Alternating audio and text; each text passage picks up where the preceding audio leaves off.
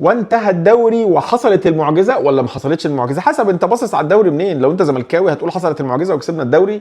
احنا الاهلاويه بنقول لك لم تحدث المعجزه وخسرنا المركز الثاني وخسرنا التاهل لدوري ابطال افريقيا ناهيك عن خساره الدوري، لكن قدر الله ما شاء فعل. الحمد لله على كل حال. قبل ما نبتدي في الكلام لازم نقول الاول مبروك للزمالك، اكيد لازم نقول له مبروك للزمالك، ولايك وسبسكرايب وشير، واكتب في التعليقات رايك في اللي حصل النهارده كان دوري مصري اون فاير. يعني لاول مره بنتفرج على 3 ماتشات، حتى ماتش بيراميدز وسموحه اللي هو كان اقل فنيا كنا برضو بنتابعه عشان النتيجه تهمنا، انه يعني على امل ان سموحه تتعادل او تحافظ على تعادلها قدام بيراميدز والاهلي يخش دوري ابطال افريقيا، لكن برضو ما حصلش الكلام ده. تعالى اكلمك بس الاول على حاجه. هو الدوري ده اسمه ايه؟ الدوري ده اسمه بالنسبه لي دوري تورب، بالكتير قوي تورب شرطه ريبيرو.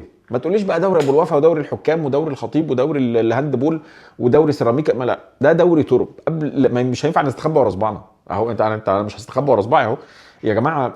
المشكله فينا احنا. انت بعد كل العك ده انت خسران الدوري ب3 نقط، انت خسران التاهل لدوري ابطال افريقيا بنقطتين. يعني بتتكلم في ماتش كنت زمانك بطل الدوري. وما تقوليش للحكم انا فاهم اديني حقي وبعدين لوم عليا ومش عارف ايه. انا نفسي كنت بقول كده وسط الماتش، لكن لو هنراجع الموسم، عايزين الموسم خلص انتهى، يعني انا كنت بقول كده اثناء الدوري عشان خاطر كل ماتش بماتشه. اما وان الدوري خلص والدوري انتهى، فاحنا محتاجين نحاسب نفسنا ومحتاجين نصلح الاخطاء. فاركن بقى التحكيم على جنب، ده هنتكلم فيه بعدين وده شغل اداره. لكن بما اننا اتكلمنا على الاداره فلازم تعرف ان الاداره هي اكتر حد مقصر السنه دي. احنا لا بنقول ارحل يا اداره ولا ارحل يا خطيب ولا سيبها مش عارف ايه، لا، اتعلموا من اخطائكم وعلى الاقل اتعلم من اخطائك. احنا عندنا كارثه اسمها الاجانب، لعيبه، مدربين، اعضاء جهاز فني، اعضاء جهاز طبي، مدربين، حراس مرمى، كل حاجه كافه شيء. الاجانب في الاهلي صداع. وانا هنا بفترض حسن النيه، انا لا بقول على حد فاسد ولا حد بيعمل حاجه ولا عمولات ولا وكلاء ولا كده، لا، انا بكلم اختيارات فنيه صرف.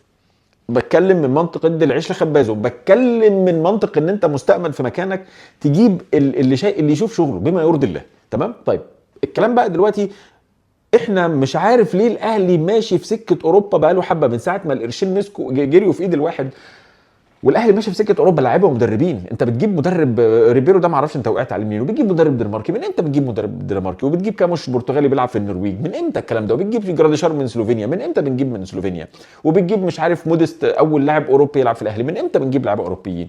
وجبنا وسام ابو علي من الدنمارك، الوحيد اللي لفق بالحظ، الوحيد اللي لفق وسام ابو علي. لكن برضو انت مش معناها انك خلاص ابعت هات من الدنمارك يا راجل. ده امام عاشور اللي جبناه من الدنمارك اللي هو مصري جبناه من الدنمارك، اديك شايف ملبسنا في حيطه. فابوس ايديكم ما تبصش لفوق. عقده الرجل الابيض او عقده اوروبا دي فكك منها، ارجع لاصولك، ارجع للبيز، ارجع لافريقيا. هي دي المواهب وهي دي الصحه وهي دي الفلوس. ايوه هي دي الفلوس. انت بتروح تجيب لعيبه من اوروبا بملايين وبتقعد تكمل وتدفع مرتباتها وتكمل عليها عشان وتعيرها وتدفع برضه مرتباتها. ده انا لسه ما قلتش على شمال افريقيا، رضا سليم بقى وضو كريستو اللي قاعد في الاهلي بتاع 4 سنين ما لعبش ماتش، ما لعبش 90 دقيقه. فكل الكلام ده انت ارجع لاصلك تاني. اصلك اللي هو ايه؟ الناس تتعب شويه، الناس اللي بتقبض دي تتعب شويه، والوكلاء اللي بيجيبوا لعيبه هيتعبوا شويه. ينزل في مجاهل افريقيا ويعمل شوبينج ويدور على المواهب، يروح بطولات. انت عندك كاس عالم ناشئين بيتلعب كل سنه دلوقتي، وافريقيا بيطلع منها يمكن 8 منتخبات. كاس العالم للناشئين يا جماعه 48 منتخب زي كاس العالم الكبار، وبيتلعب في قطر اخر الشارع. روح اتفرج يا عم على المواهب، شوف المواهب الافريقيه. اولا رخيصه على قد ايدك، وده يا باشا الاستثمار. تجيب لعيب عنده 18 سنه 19 سنه افريقي يجري لك الملعب رايح جاي من اول الصفاره لحد ما الحكم يخلص الماتش وانت تروح وهو لسه شغال بيلف في التراك، وبعدين اللي يلفق منهم يتباع يعمل فلوس. انت عملت الموديل ده بدل المره 20 يا راجل. ده اليو ديانج شخصيا اللي هو رايح فالنسيا اللي رايح منك ببلاش، اليو ديانج ده كان على كلام الناس جاي له فيه 8 مليون و5 مليون. يا عم جاي له فيه 2 مليون، انت جايبه بكام؟ دولار طبعا. انت جايبه بكام؟ كذا حد. انت بنشوف التجارب اللي لعيبه الافارقه دي، انت بتجيب لوط ولو نفع منهم 1 أو 2 انت بتعوض كل حاجه وبتعمل فلوس فوقيها كمان. فلازم يا جماعه. وسام ابو علي، قصه وسام ابو علي، وانت كسبت فيه قد ايه في حياتك؟ ما كسبت في لعيب زي وسام ابو علي. فبص تاني لافريقيا، ارجع بص لافريقيا. انت بتلعب بطولات افريقيه عشان تجيب، عشان تشوف. انت بتسافر افريقيا، استغل الموضوع ده. ما انت كده رايح افريقيا، ما انت كده بتلعبهم يا عم. نقي، هات لعيبه من المتالقه في الشامبيونز ليج. شوف لك لعيبه عندها 15 اسمه 19 20 21 سنه وهاتهم. لكن تروح تجيب باليورو وتدفع لك في لعيب 3 مليون دولار و2 مليون دولار و5 مليون. ايه يا عم ده؟ ليه؟ من امتى الاهلي بقى كله عشان مسكنا قرشين؟ واللعيب ده اصلا انت بتجيبه عشان ايه؟ عشان تكسب بيه ايه؟ عشان تكسب بيه دوري ابو 5 مليون جنيه؟ عشان تكسب بيه دوري ابطال افريقيا اللي هو بكام؟ 5 مليون دولار 6 مليون دولار تدي اللعيب من نصهم؟ ده احنا بنتكلم في لعيب واحد لو جبت جوز لعيبه. ناهيك طبعا على المدربين اللي انت بترمي فيهم فلوس، ريبير وتروب، والله اعلم مين اللي هيجي.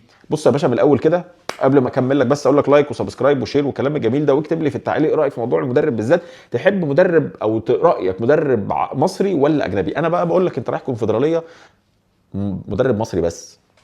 انت رايح تلاعب فرق درجه ثانيه ودرجه ثالثه، حتى لو هتبقى السنه الجايه قويه وتلاقي فيها بقى الوداد والنجم الساحلي والماحلي والناس دي، مدرب مصري حلو قوي على الكونفدراليه، حلو قوي حلو قوي. انت مفيش فلوس تروح تجيب لك اوروبي ويطلع كمين وتتلبس معاه في شرط جزائي، يا عم هات مصر على قد ايدك والمصريين عارفه بيشيل. هات يا عم عماد، يا عم عايز ترجع حسام البدري، مش لازم حسام البدري، في علي ماهر، في عماد النحاس، في عم محمد شوقي، سامي قمصان، في 50 مدرب مصري، يا عم اديله يتعلم. انت السنه الجايه هتلاعب مين؟ والله اعلم السنه الجايه اصلا الدوري هيبقى كام مجموعه ولا كام نادي ولا كام زفت على دماغه. اشتغل بمدرب مصري، وفر فلوسك. انت كده كده الكونفدراليه مش هتجيب لك، انت هتتخيط في فلوس الرعاه وهتتخيط في فلوس المشاركات الافريقيه، وحتى جائزه الكونفدراليه. يا راجل ده الاهلي طلع من دور الثمانيه واخد فلوس اكتر من الزمالك اللي رانر اب اللي وصيف الكونفدراليه. فكده كده انت اتخيطت في الفلوس السنه الجايه، فلم ايدك بقى، لم ايدك. وكفايه فلوس كسر العقود والحاجات اللي انت بتدفعها للعيبه والرواتب اللي بتدفعها للعيبه، انت اوريدي عملت لها اعاره.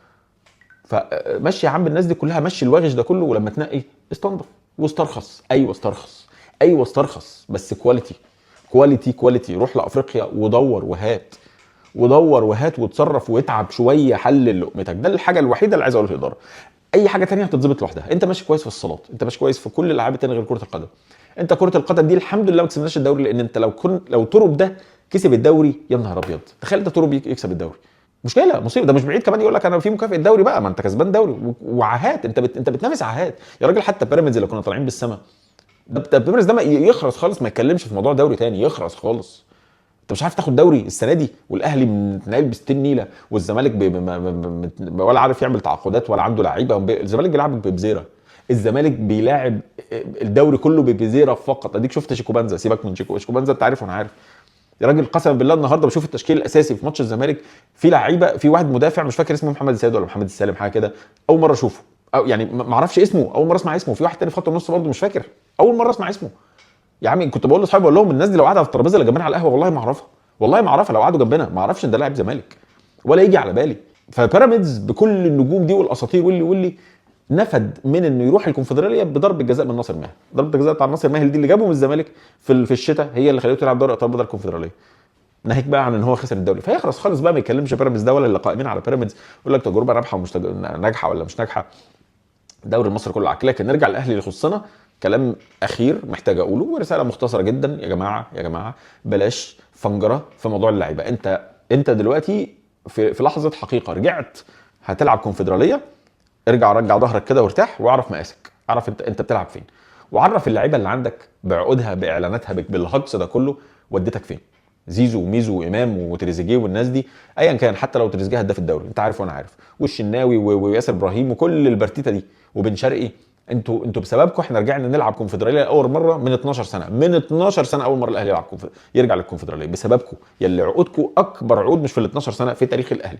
فعلى قد فلوسك بقى يا معلم تجيب مدرب مصري، تسترخص في اللعيبه، سيبك من اللعيبه المحليين، كله كسر. اللعيبه المحليين مفيش مواهب في مصر ولا في اي حاجه. وبلاش موضوع ما اعرفش الجهاز الطبي ده برضه نفس الكلام، الجهاز الطبي ده اللي كل ما يجيب لنا لعيب يطلع مصاب ولا يطلع عنده مصيبه تاخده. انت السنه دي متدبس في كاموش وعمرو الجزار، بنبارك له اتجوز يعني، الاثنين مصابين ما لمسوهاش ان ما تعرفش شكلهم الاثنين. ده غير بقى طبعا انت مشيت اللي كان اسمه ايه المغربي اللي مشي ده، بنداري، اشرف بنداري، عشان اصاباته. فانت بتشتري لعيبه، ورضا سليم كان ماشي يعني قدر، لكن الثلاث لعيبه دول اشرف بنداري وكاموش وعمرو الجزار انت جايبهم عشان تعالجهم. فيا ريت الناس اللي واقفه في الجهاز الطبي دول تصحصح، ولا بيعملوا كشف طبي ولا بيهببوا اي حاجه يستنصحوا. الناس تتعب، الوكلاء محتاجه تتعب. ما عنديش كلام تاني، هذا كل ما لدي. مستني اسمع رايكم في التعليقات. مبروك الارسنال الدوري، انا هفضل لابس التيشيرت ده شهر قدام، فيعني دي المبروك اللي عندي. و ما تنساش اللايك والسبسكرايب والشير والكلام الجميل ده. شكرا، ونشوفكم في فيديو جديد باذن الله. كل سنه طيبين. وانتهى الدوري المصري، انتهت الموسم الكروي في مصر على خير الحمد لله، عدى على خير حرفيا.